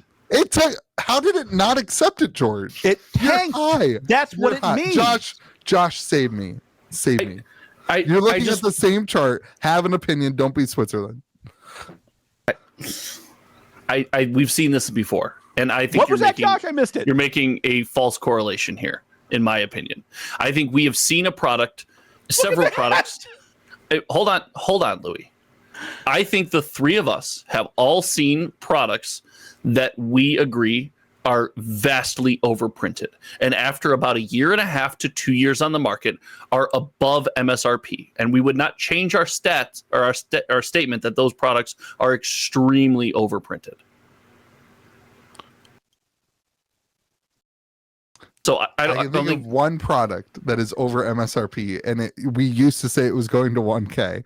That's one product. We all collector chests at $20. It includes 5 Pokemon packs, 3 foil cards, a 10, and everything else. It's that product is overprinted, and after enough time on the market is still selling for higher than MSRP. So I don't think that's a fair comparison. We see things after they've been on the market for a certain amount of time seem to sell above MSRP when we agree there is too much of them. There's too many. So I don't think that's a fair comparison. I'm not telling you that your analysis of that specific chart for that ETB is incorrect. I'm saying ETB. George picked the ETB. Whichever one of you whiny crybabies for this portion of the podcast picked that ETB. I'm just saying there is an equivalency there that we've all experienced before. So let's just be careful with that comparison. Tins are $23. Like tins, the MSRP for tins is $20. But like Louis, wait, they're selling for $23 on TCG Player, and Louis, I believe if it was oh my gosh, all right, your statement, you're losing a bunch of money. You guys can miss out. I don't think I think the demand of Pokemon justifies 9.7 billion cards. That's the only thing I'm trying to say. You guys can argue that. Louis, you've had the battle stadiums. Can't give them away right now. That's not 100% true. That's mostly true. We've talked about this before. Like, you can lie if you want, but like battle stadiums are like they're rough right now. I agree that the average Pokemon player doesn't buy battle stadiums. Right. So like that's my point. You're paying for a pre-constructed deck. You're pointing to one thing and saying, "See, this is way above MSRP, so it's not a problem." I'm pointing battle to the stadiums. Battle stadiums don't move. Decks don't move. You're picking all the things with pre-constructed decks, George. It's not that hard to know that that's what you're doing. Look at any other pre-constructed deck from any other TCG other than Warhammer Commander decks in the last 2 years, and you'll see the same thing. Pre-constructed decks don't move up. Everybody understands that. They're harder to sell. Though. Like Commander decks tend to move up. You have a point when it comes to products selling it. Every set moves up. One Commander deck. Every set releases 4 Commander decks. One of them does really good, and it's priced at 3 times higher than the other 3 Commander decks, which are all usually below our cost or at our cost on TCG Player. By the way, I think the That was the Crown Zenith 10, so that was actually higher MSRP, just so you know, boss. My point is that the demand for Pokemon is insane, and 9.7 billion cards, I don't think that's a bubble. I think that there's a demand for the game, that not the game, but for collecting and So let me ask you this. Experiencing the game. Yeah, I have more people in my little podunk store in West Virginia come in for Magic the Gathering or for Pokemon than any other TCG by far. Fall Collector Chest has 5 packs, 3 foils, no pre-constructed deck, bunch of stickers, a portfolio, a bunch of stuff. It's Stickers are dope. Sure. That one product. Why isn't that more money? Why are those packs completely ignored? I think that's our cost. $4. That's $4 a pack because the customer it has other stuff with it, Louis. No, the other it's stuff not just the packs. Anything. The other stuff's not worth anything. But Louis, I think this might be below our cost. Don't you dunk on stickers like that? I think that's about our cost. I think that's at why are those things worthless? Because there's other product that people rather spend their money on. That's my point. Is that at the boxes end of the day, and ETBs? That's kind of my point, Louis. Is that saying that it's not overprinted based on 2 products, and it's really just one product if we're being honest with each other. I think that's I don't get that doesn't mean anything. Look at their entire product mix, and 2 products are doing very, very well. The others are struggling. I bet you. It's hard because they use cards, and I think when you do cards, you're also including the pre-constructed decks and the number of cards. So our number of booster boxes is way off. A build and battle box for Silver Tempest is $15. For a build, there's again people. The only thing people look at is how many packs. There's 4 packs. Build and $4 a pack. $15. That's not even $4 a pack, and basically $4 a pack. You have the Silver Tempest 3-pack for Louis, the 2 things are doing well. The main 2 things in the game. Just because they're not collector boxes and draft boxes and set boxes and double collector boxes and special limited collector boxes and special limited timeless collector boxes and whatever. Anyway, all right. Chat. 10 million products. Section. You're picking 2, and I think people know why. Because they're the most purchased products. They're the things that everybody buys. This would be like you comparing. I will bet you saying that you can't use set boxes and collector boxes. When you compare Magic, when you evaluate the success of Magic the Gathering, what 2 boxes do you use to evaluate the success of Magic the Gathering? Collector and set. Boom. That's what I'm using. Collector and set. There's not 10 million other Magic products. Yes, there is, George. What are the other Magic products? Jumpstart, draft boxes, bundles, collector bundles, super special 1-pack collector boxes. What are those? 5. The Omega packs. The Omega packs? Louis, that's not come on, stop. There's loose packs for everything. Stop it. God, George. I mean, Louis, there's not 10 million products that Pokemon has. My store is 80% Pokemon because they ship 10 products a week. And that's fine. I appreciate it. But picking 2 of those 10, all the pre-constructed decks, all the commander decks, there's a million other Magic products. There is at least as many Magic products. I want to make sure I understand what you just said. Never mind. There's probably more. There are as many Magic products per release as there are Pokemon. You're talking number of SKUs available. Well, that's not even viable because that's not viable. Am I understanding you correctly? No, because you're just going to include collector chests that have 1 pack of Crown Zenith. You're going to say, well, that's a Crown Zenith pack. And there's 5 other packs from other sets. Pokemon doesn't do just release on specific sets. But my understanding is that there's as many SKUs for Pokemon as there are for Magic in your view. I would guess that there's as many SKUs for Pokemon in a year as there are for Magic in a year. I would say it's about the same. But they have half the number of sets. They have a third of the number of sets almost. They have half the number of sets. I don't know if that's true off the top of my head. I actually don't know how many Pokemon sets there in a year either. I think there's 6 or 7, right? And then there's the supplemental 7 would be a sets. weird one, yeah. There's the in-between there's sets. 4 main sets, I believe. Okay. You think there's as many SKUs? I do, yeah. I don't have the do the details math. That's easy to tell. Somebody do the math. All right, let's move on because this is going absolutely nowhere because you're just running in circles around yourself. So, all right, let's talk about Cryptic. That's what's happening here, boss. You can go check your SKUs on that one. You just said that you would compare collector boxes and set boxes. That's I what like that. Let's move on. starting I to can't compare the main two sets. You can Re- absolutely compare them. If I can't play by the same rules that you're You playing can with, then this absolutely compare argument them. is pointless. But there's And 10, there's this 50 argument products. is as pointless as the rest of the podcast. There's- It's been great to be a part of the May the Zuby with you drinking game that the rest of you out there play. I've appreciated this. Thank you all for letting me join All the right, team for let's this. talk about Cryptic and Poker Deck shipping. Only what, a month and a half after the successful Kickstarter. And Scoopy, Cryptic printed 7.2 billion cards last year. Guys, discuss. What does that mean for the number of products? That's too many Cryptic cards. Go ahead. I just wanted to take the rest of the evening off. George is still Get it. counting. George is after going it, to take the boys. rest of the time off of the podcast to count to see if he was right on Oh, I know I'm right. The question is how on right. the question is tertiary. the question is not was I right. The question is how right. On the tertiary issue that we were debating. Wow, twice. Went back for it, still fumbled. Nice. Well, welcome to May the Zuby with you. Poker Decks, I think that they got these out super fast, and that's super cool. And Tanner's goat for that.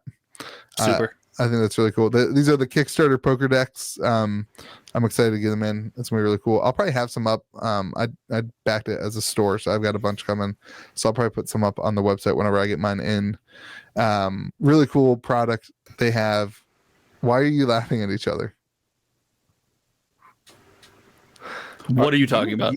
This is why we can't talk about Pokemon on the podcast because you are now sensitive the rest of the podcast. Like I said, you aggressively and emotionally defend On the Pokemon. podcast. Because you're so wild, and Josh knows nothing about Pokemon. So it's I'm like not sure I'm Josh the wild is one on this. Josh is as useless. I'm sorry. Josh is Josh useless- talks about the comments you make, and then since you're in a heated argument with George, you just emotionally freak out. So Josh that follows. Josh is as useless in the Pokemon section as George is in the Magic section. It's exhausting. This is why we don't talk about Pokemon. yeah, God forbid you addressed any of the questions I had during the Pokemon section instead of just shouting over me at George. I actually tried to give you a prop. I tried to give you some props in the middle of there, and you just kept shouting. So I just sat back. So all right, go for it. Get after it, dude. And then Poker Decks, and then I'm not going back to the Pokemon. You just wanted to call me useless. I wanted to tell you what I was trying to do. Cryptic Poker Sorry, Decks. we had another Pokemon trade, and I was just looking at Poker Decks. Yeah, I think it's great how fast he got these out. Wait. You had another Pokemon trade in?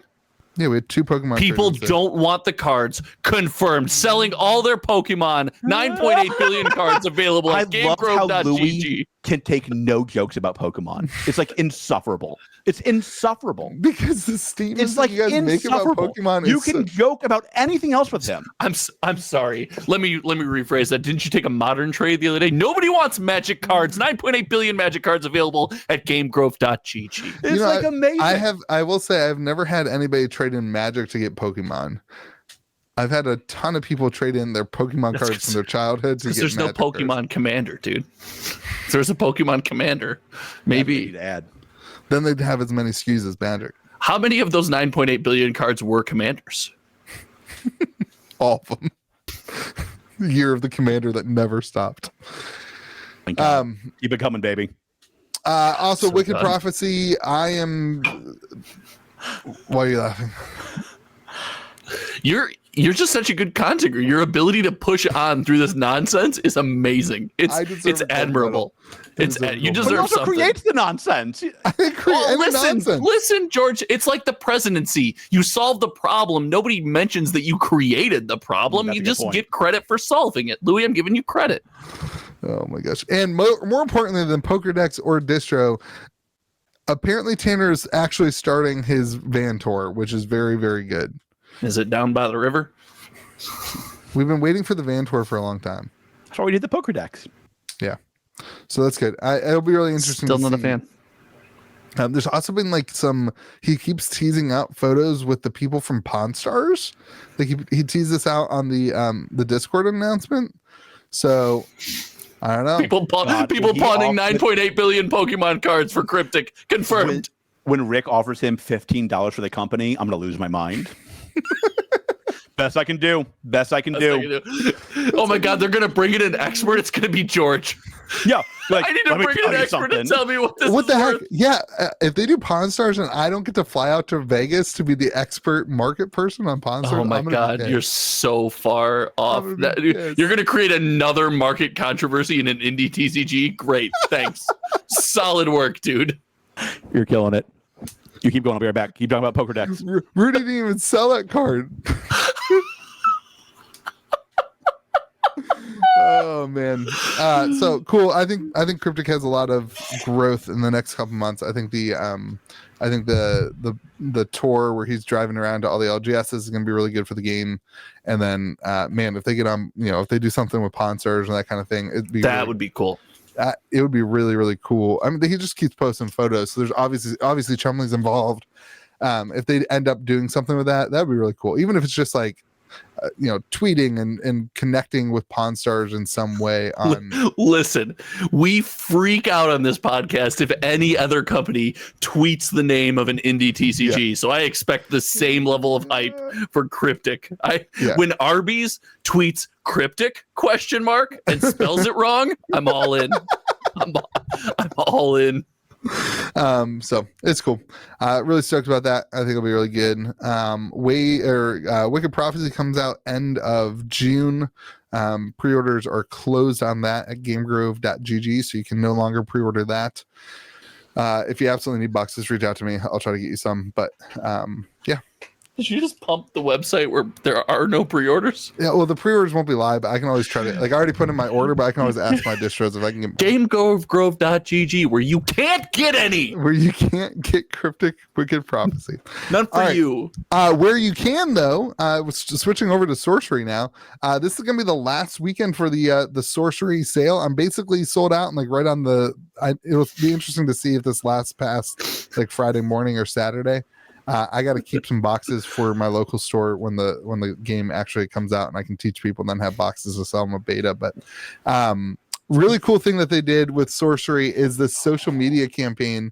So yeah, if you want Sorcery boxes, make sure you check I'll leave a comment in the comment section for last minute pre-orders for beta. But the Sorcery social media stuff, I think this is really cool. You guys can laugh at it however you want, but I think this is super cool. They did a campaign where you can win. I think you win an alpha box or something. But it's you have to be in Canada to get the box, though. That's the only caveat. Or Rudy. I'm in. Or apparently controversy. Rudy, boxes in the background. But you mimic a photo. Oh, we didn't talk about the Rudy controversy with the boxes in the back. What's the controversy? He literally said exactly what was happening. Disgusting. So you got this where they posted photos and you are trying to recreate the artwork. Look, this guy took a Dorito and made the ruby core. It's just cool. It's a cool way to get people engaged with the product. I think it's a win. It's a cool way to get people engaged with the product when we don't have the product in hand. I know another way to get people engaged with the product if you're ever looking for advice. Call me. Yeah. What is that? What is that, George? Get people the boxes. They're working on it. Yeah. Q1. So it's cool. People getting their family together and talk about it's cool. I think it's a win. I have a theory. I'm in. There are no boxes coming. They're just making people make their own cards. And oh they're my God! Play I didn't think of that. Cards. George had that take for a very long time. George the never had that take. The boxes are a sham. Everyone's going to make their own sorcery cards. George never had that take. This is the print and play kit. This right here. This is pit vipers and it's a bunch of gummy worms. It's funny. People are really being creative with it. I think it's awesome. You guys don't think that's cool? Look at that. That's an ornament. I think it looks better than the regular card. I like that you did this so we can see the images, and as you reach each image, you're describing the image to us. Yeah. Thank you. You guys don't think that's a creative social media campaign? I do. I think it's creative. It's exciting. It's fun. Does it move the needle for me personally? That's not something that jumps off the page to me, but listen, I'm a fan of games doing stuff like this. It's interesting. If this was MetaZoo, we'd be going crazy over it. So I'm in. This is cool. This guy's got his baby involved in it. Oh my God, we're still just talking about the pictures. I think it's really fun to go through it. I think it's really like this guy melted candles. Like it's cool. This seems like a great toilet scrolling while you're sitting there. This is what I Activity do. for you. When I'm pooping, I get on and I look at Like- the sorcery artwork. This is not great podcast content, great pooping content. Though. He's still going. Look, last one. Look, he's got his whole family in the trees. We already already looked at saw that this one. one. I know it's Boo. cool. One. It's cool. All right. He even dressed in a dress for that one. Look at that. All right. Anyway, we used to say for other games that they didn't do enough social media stuff, and I think for an indie TCG, that's a really great social media thing to keep people engaged. So I think it is good to keep people engaged. Finding a way to do that is clutch. I like that they're doing something. I don't have a feeling about what it is. It's better than I like this more than I like the Van Tour because it goes wider, right? Social media is more applicable than it's Van Tour. only in the Sorcery official Facebook group, so it's kind of like they're doing it just to get people to get into the group. I do think it would be better if it was like a hashtag. In my opinion, it would be better if it was like a public hashtag. So then people are like, "What game are you talking about?" I got a better idea for you. Let's create our own hashtag for it. Tag your image, hashtag MTZWBY sorcery. We will pick a winner and Louis will mail you a box. Nope. George will also mail you a box of Lorcana. What are we doing a box for? They're doing the same social media thing? No, they can put it on Twitter then. They can do the Twitters. Let's open it up. Let's open it up. Let's help We're them out men- a little bit, we're Louis. men of the people, Let's support dude. the game. We're men of the people. Let's support the game, I'm in. Louis. I'm in. You know what? If we open it up and we agree to do this as a podcast, I'll even participate. I'll make one. All right. Beta box for anybody, for whoever we Beta pick. box. Yeah. A for whoever beta we select to win. box. Yeah. Boo. No, What I'm a in. creep The beta cake. I'm already Beta box giving is fine. all my alpha boxes to my store. They're already all accounted for. I wasn't pressuring you to make this a prize thing. I was. don't care if there's a prize. I was. George I want to be was. very clear here. I was. George was. And George also, unlike you, Josh, George won't help at all to go through the winners and make a decision. Not at all. Or Not make sure we one don't forget, iota. or make sure we don't forget about it. Or he's just setting me up to So- fail. That's the So, only goal here. what have I done in the past that makes you believe that I will help with this at all? Yeah. This That's is why actually- we're not doing it, because May the Zoo be with you is just Louis. That's all it is. Like whenever we do a May the Zoo Nobody be with you believes thing, that. I have Nobody to do all believes the that. legwork. They all believe that. Josh, your pants don't match your shirt at all. He would not be Secret Forces agent. that He was would not. that was you- like not the pants that I was expecting to see when Josh got up. Okay, You've well offended, that's you've offended that's everybody fine. this week. You've That's offended fine. everybody this week, Louis. we were I about hope you're to proud of offend yourself. Josh. We were about to offend Josh anyway because we're about to talk about. I May like the those Zoo. pants. So, Thank you. What's on the back of your shirt? Nothing, I don't think. Oh, I thought I saw words. there's a- So I was going to say, like, Jordan is goat. sticky note that says "kick me." I was coming to get my contribution to the prize pool. Is that a Gallagher's? It's a Gallagher's, dude. I love Streets of New Capenna so much. I love it so. I love Streets of New Capenna so much, bro. Did you see how fast I caught on to that? That was impressive. That was great. You love it too. Everyone. Secret Streets of New Capenna lover. How many Gallagher's are there? Because I'm pretty sure they printed about 9.8 billion of those. The majority, then. If the price goes up in 5 years, it's not overprinted. I don't know. It's a lot. It's a stack. It's a sizable stack. All right, MetaZoo has the Flame Towers. They have launch signups for it. We don't know when it is, but we do know where it is now. But Where is signups it is well they on the 29th they announced that Flame Tower signup was here, and then on the 30th they said that it will be in Dallas, and then they said that they would reveal the dates tomorrow, which is today, and it's 10 p.m. and they haven't released the dates yet. But 2 hours left. I like Dallas. Great barbecue. Dallas is like where all the indie TCG scene is happening. Is that I like true? Houston. I think it's Austin. I I don't know the prefer difference Houston. between Austin and Dallas and Houston. Not gonna All lie. those my major. God. Yeah. Oh, you better pray to the Lord that Texas has stopped watching by now. Oh my God. They're all in the same place, and I'm sure that they're only playing Cryptic because that's where Cryptic's printed. That's the That's all Texas this- major Texas cities are surprisingly far away from one another. I Well, didn't the realize state that until I even did has the Further internship. away Yeah. culturally than they are geographically. Yes. Yes. I did an internship for like a year in Houston. It was like Really? Houston people do not like Dallas people. Yeah. Ooh. I am a Dallas person. Yeah. Wow. I like Houston. Houston was very progressive. It was up and coming. It was moving. It was shaking. I liked Houston. I'm Team Houston then. If Midtown was Dallas, Midtown was great. Houston. I And the figured build you'd be San Antonio.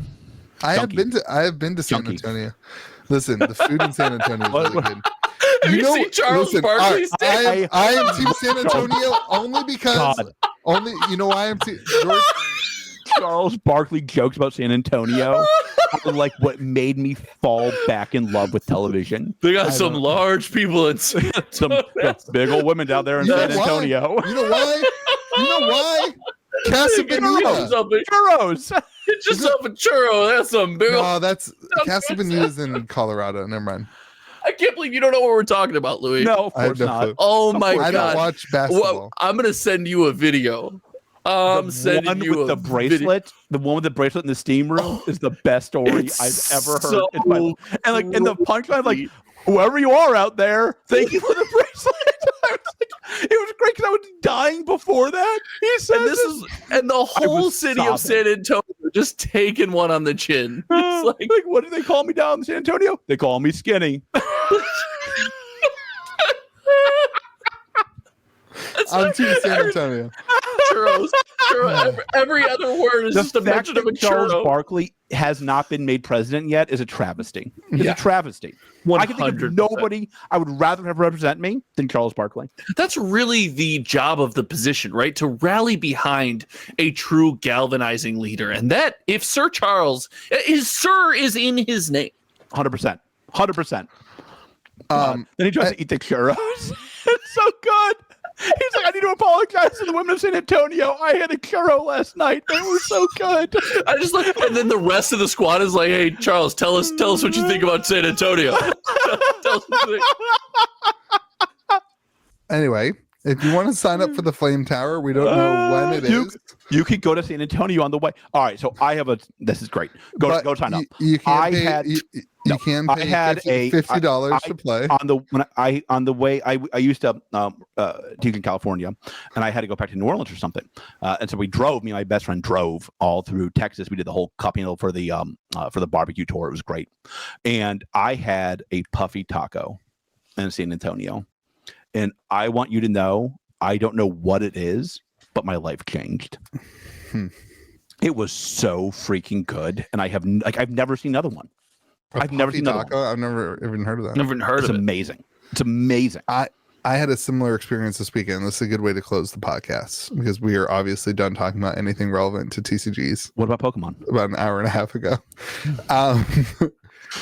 This weekend it was our anniversary. We went to Wilmington. You went to North Carolina. Did not tell me. Yeah, you live in South Carolina, right? Is that true? That's close. Much like the Dakotas. I don't know what you're feuding over, but get it together. I'm not remembering two of No, absolutely not. I'm not. Listen, the first night we went out to an Italian restaurant. Taking that Myrtle Beach stuff. We met our friends live down there, so we were out to eat with this other couple. Ooh, and me splurging for Olive Garden. Me and Casey shared. Me and Kate. I could see that. Can I tell the story, please? Me and his wife shared this like couples meal, which is not part of it, but like we wanted to both have this. They had cheese wheels that were this big. I mean, they were like it's a cheese wheel 3 foot wide on a cart, and we got the spaghetti. And they make the spaghetti in the back. It's handmade spaghetti, and it's let me, George, you'll like this because you're cheap. It was Josh, stop. It was $45 for. This is way more important than Pokemon. It was $45 for both of us. It was like a shared meal, right? That's it. It was just $45. They make the spaghetti, handmade spaghetti, marinara, like a light marinara sauce in the back. They bring it out. They have a cart. They take a giant spoon of bourbon. They light the bourbon on fire in the spoon, put it in the cheese wheel, this 3 foot cheese wheel, melt the cheese inside the cheese wheel, then take the spaghetti that's warm and cooked and has marinara sauce on it, and they put it and they mix it inside of the cheese wheel at your table, and then serve it. I blame you, Josh. And then serve it on the plate. It was the best food I have ever eaten in my entire life with meatballs and sausage. I was literally singing and setting the ambiance for your wonderful Italian story, and you snapped at me. Welcome to May This Be With You. It was so good. Also, So good. what Carolina is this where a couple's meal is 3 pounds of cheese? Nothing Honestly, coupley is happening after that meal. Honestly, it wasn't that much cheese. Like it wasn't. It did not have. This says more about you than the amount of cheese. It wasn't that much cheese though. There wasn't like an overwhelming cheese flavor. It was like you said it was a 3-foot cheese wheel. Yeah, on a cart, and they melted it, and then they mixed the spaghetti in it. Like they were like, on Saturday they were like, where do you guys want to go to dinner? I was like, I want to go back to the Italian place and get the cheese wheel spaghetti again. It was so good. You're getting mac and cheese for your birthday. They've been making cheese pasta for a long time, dude. It was so good. I don't know. It sounds really good. It sounds really good. It sounds like a lot of cheese. Like the way you described it. I know. I'm just saying the description sounds like a lot of cheese. It was so. I'm glad my life the places changed. you went to in the Carolinas are North Carolina and Myrtle Beach. You've now been to the worst part of both Carolinas. That's fine. There's not much good about either of the Carolinas. So like Charleston's beautiful. Don't go to Columbia. I'm still stuck on this cheese. I'm gonna be honest with you. I'm constipated from hearing your story. Okay. Well, so it's funny. I don't have that problem. Yeah, cheese doesn't like. I can eat Goes as right much through. cheese. Yeah, I don't need a ton. I don't need a ton. Cheesing. I don't need a ton of cheese. It would do a lot to make me. I don't have a problem pooping. I poop. I know. I get a lot of phone calls. I get a lot of phone calls. I don't know where the line is on the podcast. Like I probably poop like 4 times a day. What? Yeah. Wait. Hold on. What? We can't close. There's a whole medical history to unpack here. No medical problems. How have I not known that about you? I'm also more impressed that I did not know that about you until right now. I'll be honest. I think, George, you do know how much food I eat. That's true. A lot of cookie dough go right through. When have you ever called me and I haven't been eating? Can you think of a? That's fair. Oh my god! I always talk to you in a drive-through. Yep. It's always the same when getting his free drink.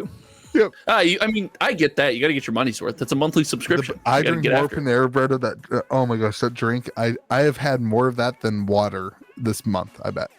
You've had no water. That means you've had one.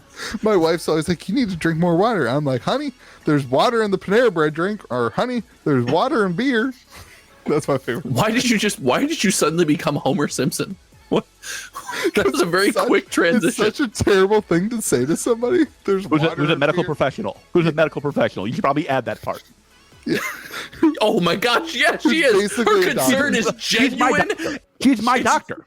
It's genuine concern and well-educated concern. And she only loves me. There's zero biases. It's only love. And she only wants what's best for me. And my reaction, if I have a Diet Coke, if I have a Diet Coke in my hand, and she's like, "You need to drink more water." I say, "There's water." I look at the can. I literally go like this. I say, "Oh, interesting. Water is the #1 ingredient." Duffman is moving in outside of Louis' house. All right, everyone. That's the podcast. You can make fun of us, whatever you want. Hit the like button while you're at it. Hit a comment section. Go subscribe to Hometown TCG and check out Josh's channel. George has a Lorcana YouTube channel coming out in a couple months. True. I forgot about that. It's going to be private, and we're not going to let the public see it. But it's going to be that Creed Thoughts on The Office. www.creed Thoughts. He's like, I like Mickey. Pluto is goat. There could be 9.8 billion cards. Oh, God. Close the podcast, Louis. Do it quick. It's not enough cards. They need more. More cards, Pokemon. Your poor microphone. Right. Bye, everyone. Be kind to the people around you. May this be with you. And also with you. No.